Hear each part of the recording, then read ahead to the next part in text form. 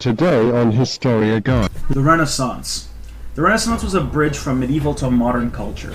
It was a revolutionary period in the arts and sciences that eventually changed the whole world. During the 1300s, life in Europe had been affected by wars, peasant revolts, and the Black Death. The old order was dying, and people were seeking something new.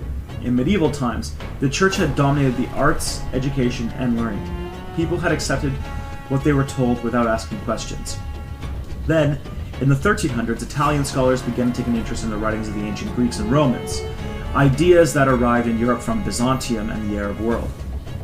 This interest grew when, in 1397, Manuel Chrysolas, a scholar from Constantinople, became the first professor of Greek at the University of Florence in northern Italy. Scholars became fascinated by the questions that ancient philosophers dealt with. From the studies grew a belief system called humanism.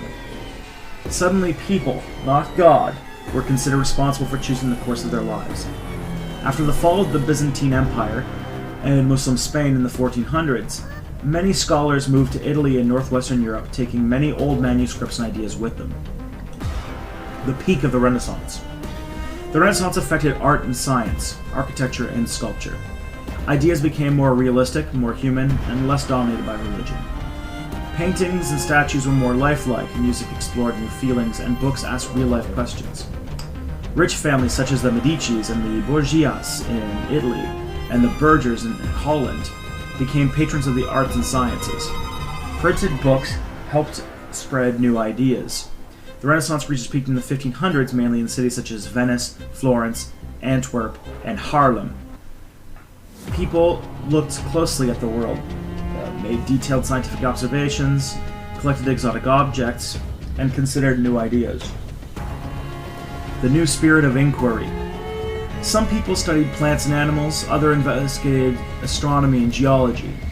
Sometimes their findings brought them into conflict with the church.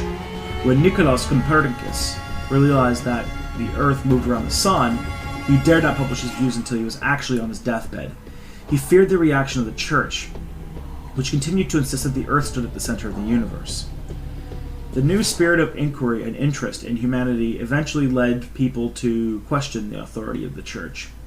Thinkers such as Hans Hus in Bohemia and John Wycliffe in England began to question the church openly. People's own opinions became more important. Rulers in the church could no longer do as they pleased. The birth of a modern world. Demand for change led to advances in science and art, and even caused some people to set sail for unexplored lands. New universities encouraged new ideas. Money and trade also became significant. Foods and products such as coffee, sugar, tobacco, potatoes, pineapple, and porcelain, cotton were all imported to Europe from Africa, America, India, and China. No longer bound to the land by feudalism, people began to move around. Many of them went to cities to seek their fortune. Northwestern Europe grew in importance, and power shifted slowly from the nobles and clerics to the bankers and politicians. These changes marked the beginning of the modern world that was to develop rapidly over the next 400 years.